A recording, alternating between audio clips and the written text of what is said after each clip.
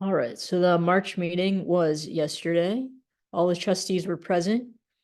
The topics discussed were student outcome goal, GPMs 2.1 and 3.1, and then the superintendent's report was on teacher and the teacher incentive allotment implementation update. So for student outcome goals, GPMs 2.1 and 3.1 were about the middle of the year map data, specifically for the third grade. 2.1 was on reading and 3.1 was on math. So for reading, the district said that they were progressing in this goal. There was a slight decrease from last year. The actual for this year is in yellow, the yellow box. It was a slight decrease of 0.5 percentage points from last year, and the district did not meet their target, which was 34%.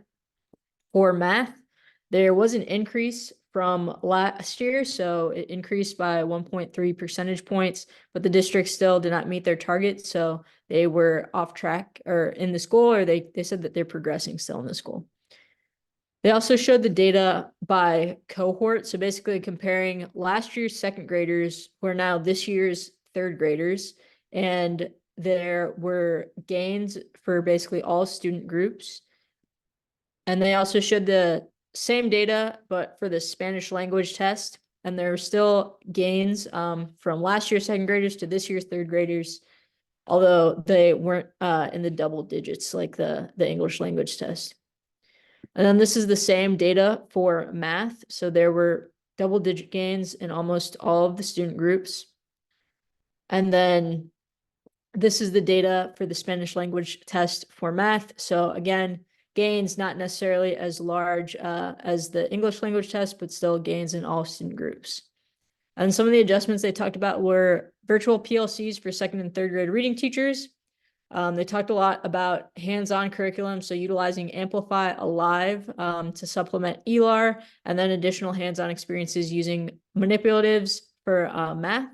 So they said that student achievement on the middle of the year map was below the target, but significant progress was made by the cohorts for all student groups. So the discussion, Trustee Foreman asked if this data is aligned to the meets and masters on the STAR test. It is. She also wanted to see the progress of tier 2 and 3 students. So not necessarily the students who are getting meets or above, but the students who are performing lower than that. And then data disaggregated by region and the average class size for emergent bilingual and African-American students. Trustee White wanted to know the teacher proficiency level for the students with the highest growth and how many students had permanent substitute teachers throughout the year. Trustee Mackey wanted to know basically how does this year's cohort increase compare to last year? So looking back at the data, he's asking basically, is this trend of increases, is that consistent, or is this new that now there are increases between second grade and third grade? So the district said that last year there was also improvement, but not necessarily double-digit gains that they saw this year. What is the district doing well, and how is that translated across the district? So they're scaling teacher development and leadership development and really focusing on what's working well at certain campuses. So specifically the early adopters of the curriculum seem to be performing very well. So they then scaled that for all schools. What is driving cohort growth for emergent bilingual students? So the curriculum has large academic vocabulary, graphic organizers, visual aids, and then what's being done to increase African-American student growth. So they're going to identify the tier 2 and 3 students who are very close to getting to tier 1 and tier 2. So basically right on the cusp of the next tier to be able to provide more targeted support for those students. Trustee Weinberg asked about parent involvement. So the district website does have a curriculum calendar. They talked about working with principals to communicate student progress to parents and launching a podcast. They also talked about exploring opportunities to hold parent conferences on teacher professional development days at community recreation centers.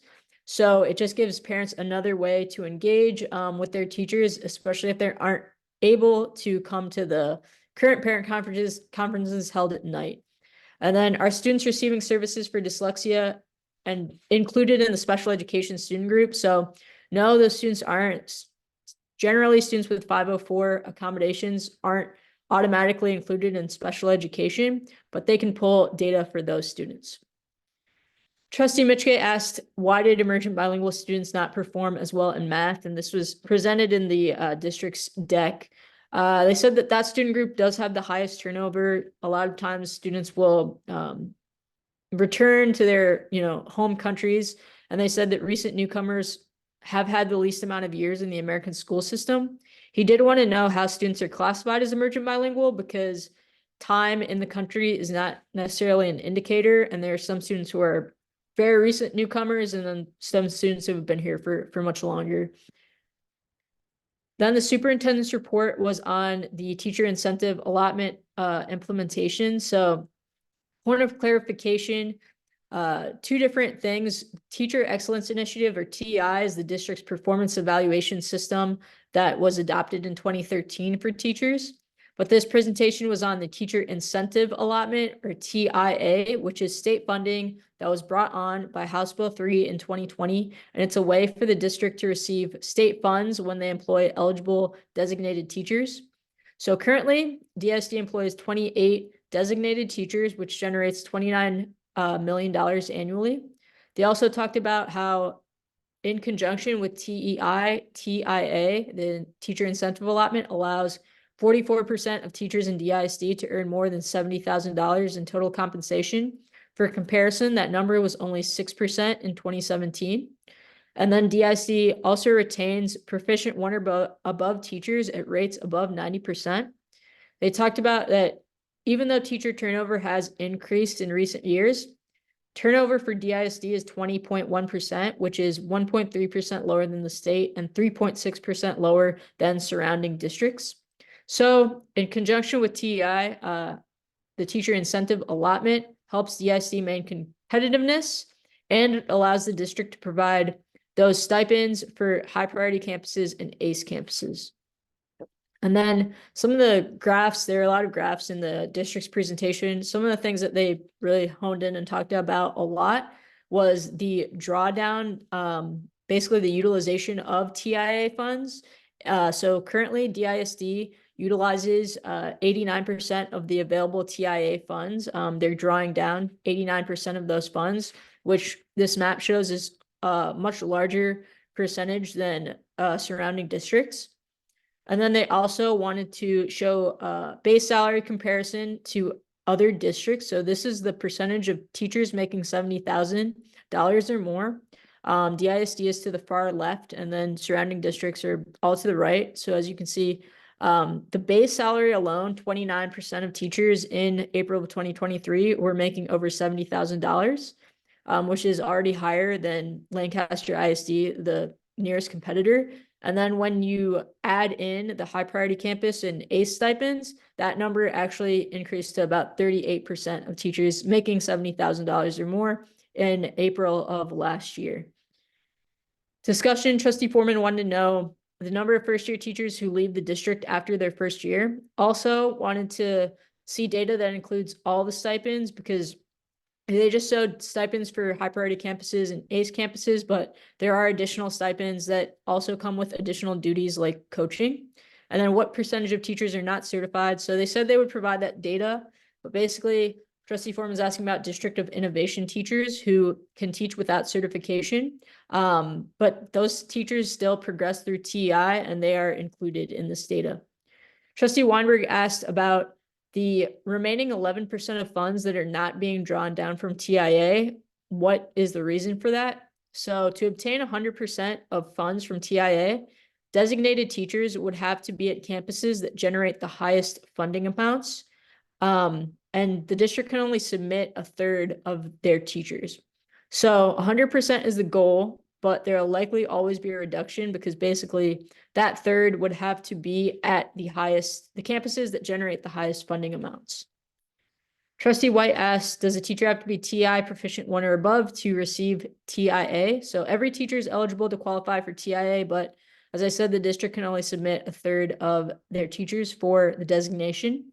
Is there a minimum amount of years TI proficient 1 or above teachers have to be in the district? So it's not really a requirement, but the minimum is 3 years because teachers can only progress in one band at a time. So a new teacher, it would take them 3 years to be able to get up to that proficient 1 or above level. And was there a decrease in teacher retention when TEI was first implemented? Yes. Trustee Mitchke wanted to know drawdown comparisons across the state. So not just surrounding districts, but also urban districts across the state, like Austin ISD, Houston ISD. And he also said that this iteration of TEI is very different from what was initially introduced in 2013. And that's because the district has responded to questions and concerns. They've made appropriate changes over the years. Trustee Mackey wanted to know, for the third of teachers that are submitted, are they all designated? So it's a little under that third of teachers are designated at 28.5%. Also, teachers who receive stipends and highest base salaries are not necessarily TIA designated teachers, so that's correct. This funding from the teacher incentive allotment affects all teachers, not just the ones who receive designation. Also wanted to know the retention level for unsatisfactory teachers. So currently the district retains 52% of unsatisfactory teachers. So that amounts to basically 99 teachers in total. And then how many unsatisfactory teachers remain unsatisfactory for 2 or more years? Approximately 35%. And at what point are those teachers removed from the district? So they said they cannot remove teachers unless the district has done their due diligence and put those teachers on improvement plans and have documentation of that. So the district said that they want to make sure that they're doing that as well, so teachers can improve and not just be forced to exit. Trustee Flores wanted to know which teachers are leaving the district by proficiency level.